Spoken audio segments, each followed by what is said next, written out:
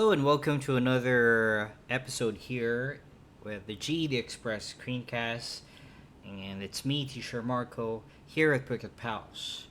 So today we will focus on helping you on your GED RLA test by working on some exam questions. It's not much, but these are questions, similar questions that you might encounter on your GED RLA test. So let's proceed. So on your GED RLA test, you will usually be given a passage to read before you will answer some questions. In this case, you will have to read a fiction material, and after that you will have to answer questions that are going to test your level of comprehension and your knowledge about some vocabularies and concepts in literature. So let's try to read this passage. If you need more time to read, you can pause the screen. Now, the passage is entitled The Dinner Party by Mona Gardner. The country is India. A colonial official and his wife are giving a large dinner party. They are seated with their guests, army officers and government attaches, and their wives, and a visiting American naturalist, in their spacious dining room, which was a bare marble floor, open rafters, and wide glass doors opening into a veranda. A spirited discussion springs up between a young girl who insists that women have outgrown the jumping on a chair at the side of a mouse era, and a colonel who says that they haven't. A woman's unfailing reaction in any crisis, the colonel says, is to scream. And while a man may feel like it, he has the ounce more of the nerve control than a woman has. And that last ounce is what counts. The American does not join in the argument but watches the other guests. As he looks, he sees a strange expression come over the face of the hostess. She is staring straight ahead, her muscles contracting slightly. With a slight gesture, she summons the native boy standing behind her chair and whispers to him. The boy's eyes widen. He quickly leaves the room. Of the guest, none except the American notices this or sees the boy place a bowl of milk on the veranda just outside the open doors. The American comes to with a start. In India, milk in a bowl means only one thing: bait for a snake. He realizes there must be a cobra in the room. He looks up at the rafters, the likeliest place, but they are bare. Three corners of the room are empty, and in the fourth, the servants are waiting to serve the next course. There is only one place left, under the table. His first impulse is to jump back and warn the others, but he knows the commotion would frighten the cobra into striking. He speaks quietly. He speaks quickly, the tone of his voice so arresting that it sobers everyone. I want to know just what control everyone at this table has. I will count to 300. That's 5 minutes, and not one of you is to move a muscle. Those who move will forfeit 50 rupees. Ready? The 20 people sit like stone images while he counts. He is saying 280 when out of the corner of his eye he sees the cobra emerge and make for the bowl of milk. Screams ring out as he jumps to slam the veranda door safely shut. You're right, Colonel, the host exclaims. A man is just shown as an example of perfect control. Just a minute, the American says, turning to his hostess. Miss Wines, how did you know that the cobra was in the room? A faint smile lights up the woman's face as she replies, because it was crawling across my foot. Wow, what an amazing situation here. Frightening, but at the same time fascinating. Okay, let's go with the questions. Now, how is the game proposed by the American significant to the story's plot development?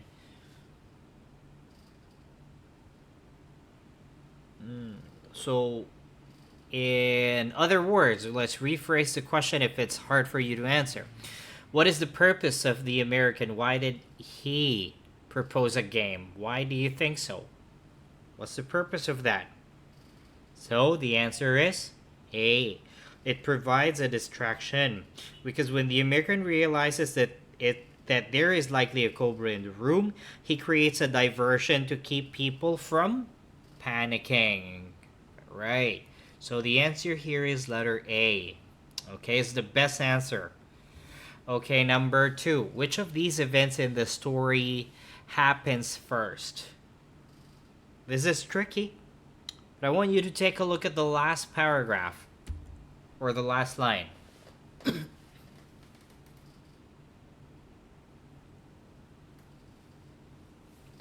So, let's go back to question number 2. What do you think happened first?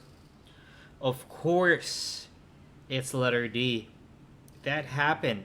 Although this event is not stated explicitly when it occurs in the story, it is the event that sets the other's event in motion. It was not shown initially, but at the end it was revealed.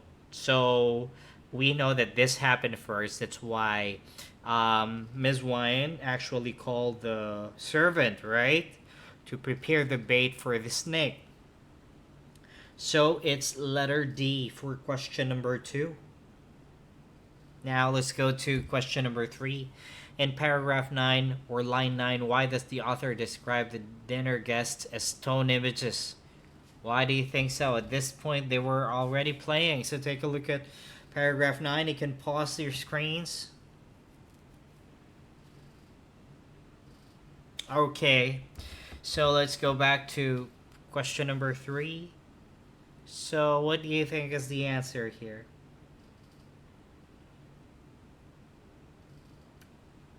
So, the author compares the guests to stone images.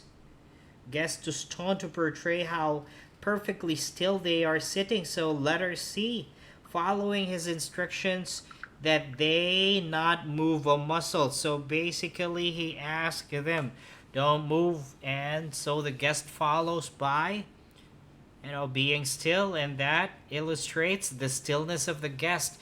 They are described as stone images. These are figurative language that you should learn to understand. Okay, these are play of words. These are metaphors. This is what you call as a metaphor. Okay, question number 4.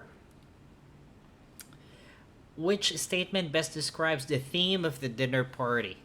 Now, theme in terms of the RLA and literature, theme means the lesson or the moral lesson of the story. Now, what do you think this story teaches us? I'll give you time to think. Now, the answer is men and women are equally capable of responding locally to a crisis. So it's letter C. At the beginning of the story, there's a debate between the colonel and the woman. And they're arguing that, women are now, they have the composure and they're not as,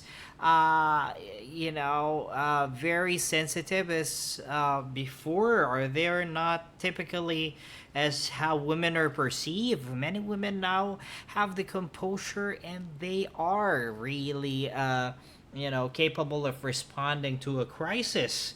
So this is what the story is teaching us. This is what the moral of the story is. Well, the answer is letter C. Number 5. What do the details in the story suggest about the American character? So how would you describe the American in the story? So, he is what?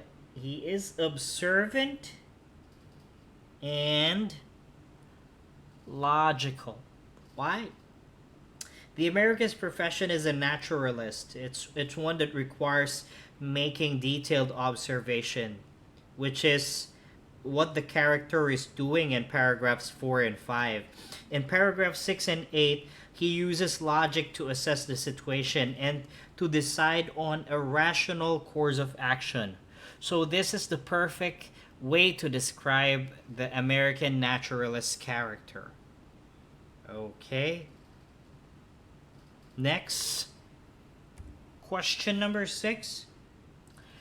Based on the details of the setting or the place and the environment, which of the following this description best conveys the mood of the story? Now, what is the mood? Mood is the feeling that the readers feel, basing it from the setting and the plot of the story. The setting is the atmosphere, the environment, the place and time. What does it make you feel as a reader when you saw that this place was set in pre-colonial India? There's a veranda, there's huge windows and huge glass doors. It's pre-colonial era. What does it make you feel? And people are discussing. So what is it? So it makes you feel formal and comfortable, right? It's formal because it's a gathering, it's a dinner party, and a lot of people are in there. It's pre-colonial era, people are discussing, and a lot of intellectuals are gathered. Okay, so the description of the setting: an elegant dining room with upper class guests assembled for a large dinner party that is tended by servants.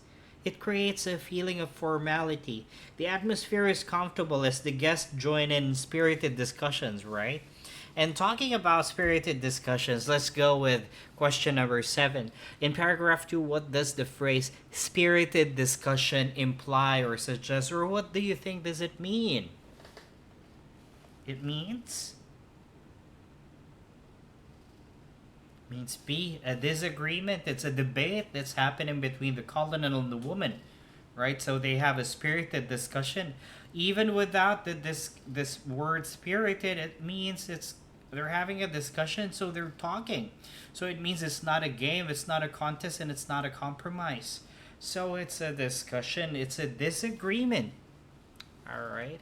I hope that I was able to help you and enlighten you with concepts about literature and the type of questions that you may encounter on your GED RLA test. Again, this is Teacher Marco, and if you want to know more about our programs and our materials and how we teach, please go ahead and check our website. That's PhuketPALS.org, or you can visit our Facebook page at facebook.com/PhuketPALS. And also, please subscribe to our YouTube channel, like this video, and share it as well. Thank you so much for your time. See you on our next video. Bye-bye.